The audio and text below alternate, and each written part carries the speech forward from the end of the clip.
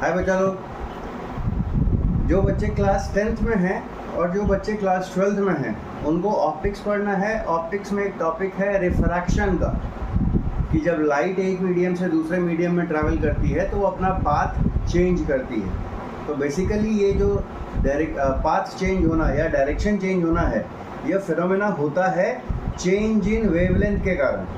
क्योंकि जब medium change होगा तो फ्रीक्वेंसी ऑफ लाइट चेंज नहीं होती, चेंज होती है उसकी वेवलेंथ। वेवलेंथ के चेंज होने के कारण उसके स्पीड पे फ़र्क पड़ता है, जो ओवरऑल पाथ के चेंज में deviation in path of light wave के रूप में हमको दिखाई पड़ती है। ठीक है, इसी फिनोमेना को हम लोग कहते हैं रिफ्रैक्शन। तो बहुत से वीडियोस में यूट्यूब, सोशल मीडिया वगैरह पे देखा होगा कि जब पानी भरे ग्लास के पीछे हम कोई चीज़ रखते हैं तो वो हमको उल्टी दिखाई देती है। ठीक है, इस बात को डेमोन्स्ट्रेट करने के लिए मैंने एक ये छोटा सा पेपर पे एरोज़ का डिज़ाइन बना रखा है। तो देखते हैं कि ये सही है या गलत। तो देखिए, जब हम इस पेपर को ग्लास ऑफ वाटर के पीछे से लेकर जाएंगे तो देखिए एरो का डायरेक्शन क्या है, मेरी तरफ दिख रहा है, जबकि एक्चुअल में एरो की डायरेक्शन क्या है, मेरे से अपोजिट तरफ। ठीक है, तो ये जो तीर हमारे उल्टे हो जा रहे हैं ये किस फिनोमेना के कारण होते हैं, रिफ्रैक्शन ऑफ लाइट के कारण होता है। ठीक है, अब देखते हैं कुछ और बातें। एक और बड़ी इंटरेस्टिंग चीज़ है ऑप्टिक्स में, जिसको हम कहते हैं टोटल इंटरनल रिफ्लेक्शन, जिसमें जब लाइट एक मीडियम से दूसरे मीडियम में जाती है किसी खास एंगल पर, तो वो पहले मीडियम में ही रिफ्लेक्ट बैक होके वापस आ जाती है। ठीक है, तो उसको डेमोन्स्ट्रेट करने के लिए अगेन इसी ग्लास ऑफ वाटर का यूज़ करेंगे हम, है ना। बीम, लाइट की बीम, है ना, कैमरे का मैं इस्तेमाल कर रहा हूँ। लाइट की बीम थोड़ी फोकस्ड हो उसके लिए मैं एक ये प्लास्टिक की पाइप यूज़ कर ले रहा हूँ, है ना। इसको कैमरे के लेंस पे रखा तो लाइट की बीम जो है, अगर हम इस पर इंसिडेंट कराएं, है ना, तो हमको ये लाइट की बीम, थोड़ा इधर करके देखते हैं। हाँ, ये देखिए, ये लाइट की बीम जो है वो कैसे दिख रही है,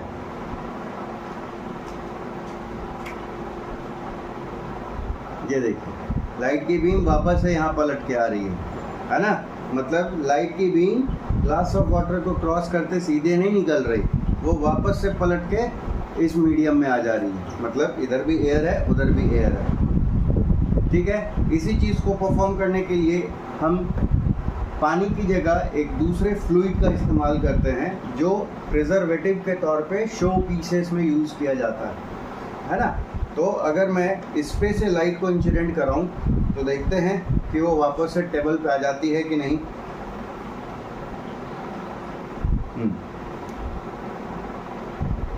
देख, ये रहा, है ना। ठीक है, तो ये जो फिनोमेना है कि लाइट सेम मीडियम में ही रिफ्लेक्ट बैक हो जा रही है, this is called as total internal reflection, है ना।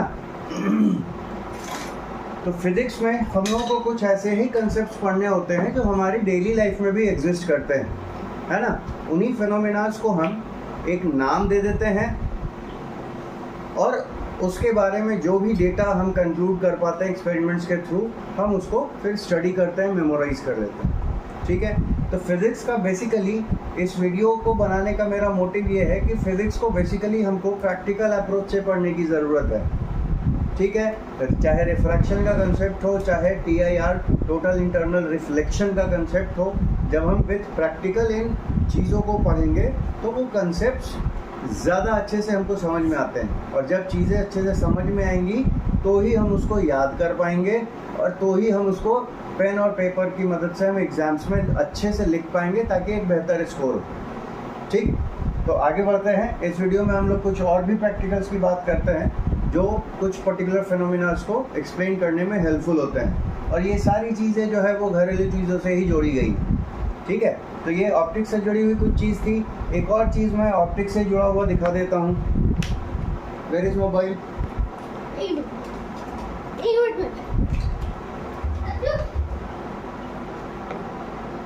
तो ये एक प्रिज्म है ना। प्रिज्म बेसिकली बच्चे पढ़ते हैं कि ये लाइट को उसके कॉन्स्टिट्यूएंट कलर्स में स्प्लिट कर देता है।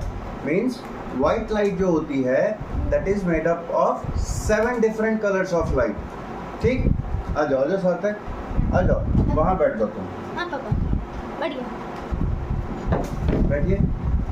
हाँ चलिए, सार्थक बाबू भी आ गए हैं इस वीडियो में। तो इस प्रिज्म का काम क्या है? ये वाइट लाइट के कैरेक्टरिस्टिक्स को एक्सप्लेन करेगी। मीन्स वाइट लाइट 7 कलर से बना हुआ है, इस बात को ये शो करती है। कैसे? ये रेनबो भी बना। हाँ, उसी को हम रेनबो कहते हैं। ठीक है, देखिए ये प्रिज्म रहा सार्थक। एक काम करो, हाँ। लाइट ऑफ कर लो सारे हाँ। और वहीं पर रहना। हाँ। देखिए लाइट मैंने रूम की बंद करा दी सार्थक बाबू की हेल्प से, और जब मैं इस प्रिज्म के थ्रू ये देखिए व्हाइट लाइट को क्रॉस कराऊंगा, रेनबो दिख रहा है? देखो ये रेनबो है ना, ये ऑरेंज, येलो, ग्रीन, कलर इसका एलोबरेट होगा। ये यहाँ देखो, ये यहाँ। ठीक है, तो उम्मीद है कि वीडियो में कुछ क्लैरिटी दिख रही होगी कलर्स की, है ना? तो ये जो फिनोमेना है, पापा लाइट ऑन कर दो। ये जो फिनोमेना है इसको हम कहते हैं डिस्पर्शन ऑफ लाइट। ठीक,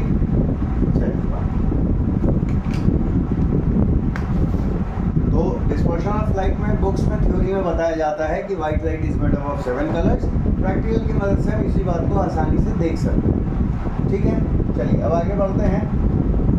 इलेक्ट्रिक करंट के बारे में हम पढ़ते हैं कि इलेक्ट्रिक करंट का एक इफेक्ट होता है हीटिंग, जिसका हम यूज़ घर में प्रेस करने के लिए करते हैं, जिसका हम यूज़ इस मॉस्किटो वाली मशीन में भी करते हैं। इसमें ये जो पर्टिकुलर पार्ट है उस डिवाइस का, वो इलेक्ट्रिक करंट के हीटिंग इफेक्ट के कारण गर्म होता है। ठीक, और उसकी गर्मी के कारण ही लिक्विड जो है वो वेपर में बदलती है, जो पूरे रूम में फैल जाती है, जिससे कि मॉस्किटो मच्छर जो है हमारे दूर भागते हैं, है ना? तो कोई भी बच्चा चाहे तो इस चीज़ को चेक कर सकता है मशीन को तोड़ के। ये ऑन है सर्किट मेरा, इसको मैंने प्लग इन किया, है ना?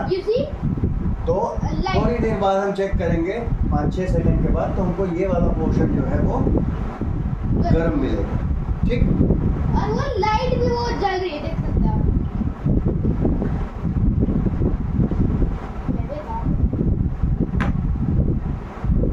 एक 9th और 11th में ही अगेन एक टॉपिक है फ्लोटेशन को लेकर। यस ये मैं पढ़ा हुआ। हाँ मैं बता ठीक, रुक जाता है। तो ये प्लास्टिक की बॉल है जो अंदर से हॉलो होती है। जो भारी रहेगी वो डूब जाएगी, और जो लाइट रहेगी उसके ऊपर फ्लोट करते रहेगी। ठीक है, तो सार्थक बाबू ने जैसा कहा है कि जो लाइट वेट है वो फ्लोट करेगी। ठीक, और जो भारी है वो क्या होगा? नीचे डूब जाएगा, डूब जाएगी, और वो ऊपर भी नहीं। ठीक है, क्योंकि वो तो ये जो फिनोमेना है, ये जो है फिनोमेना वो है आर्किमिडीज प्रिंसिपल। ठीक है, जिसके लिए हम 9th में डिटेल से, 11th में डिटेल से पढ़ते हैं, डेंसिटी मास वगैरह के टर्म्स में, है ना? तो इसको भी साइड करते हैं हम लोग, इसके में से निकाल देता हूं, रहने दीजिए। अब आजकल गाड़ियों में एक फैशन चला हुआ है, एक फीचर को लोग देते हैं वायरलेस चार्जिंग का। हाँ। है ना? तो ये है इलेक्ट्रोमैग्नेटिक इंडक्शन के बेसिस पे ये एक सिंपल सा डिवाइस बनाया गया है, जिसमें ट्रांजिस्टर की मदद से करंट को, वोल्टेज को फ्लक्चुएट कराया जाता है, ताकि इस कॉइल में जो मैग्नेटिक फील्ड प्रोड्यूस हो वो फ्लक्चुएटिंग नेचर की हो। ठीक है, तो पावर सोर्स के तौर पे हमने मोबाइल का चार्जर ले लिया है, इसको पावर सोर्स को हमने कनेक्ट किया इससे, और देखते हैं कि ये कॉइल जिसमें एलईडी है लगी हुई, वो इस कॉइल के नज़दीक लाने पे ग्लो करेगी कि नहीं करेगी।